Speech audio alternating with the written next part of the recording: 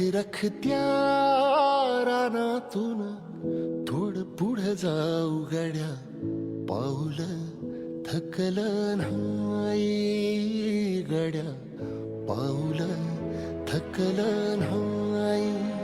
सुकलेल्या भाकरीला पाण्यासंग खाऊ गड्या, पाऊल थकलं नाही गड्या. अजून जेवले नाहीत सर, पोरांसाठी झटपट चालू आहे. सकाळी 10 वाजल्यापासून रात्रीच्या 10 वाजेपर्यंत प्रयत्न झाले, अजून तुम्ही काहीच खाल्लेलं नाही. तर पोरांना पण हे माहिती असलं पाहिजे. अडला घास असा काळावर वास.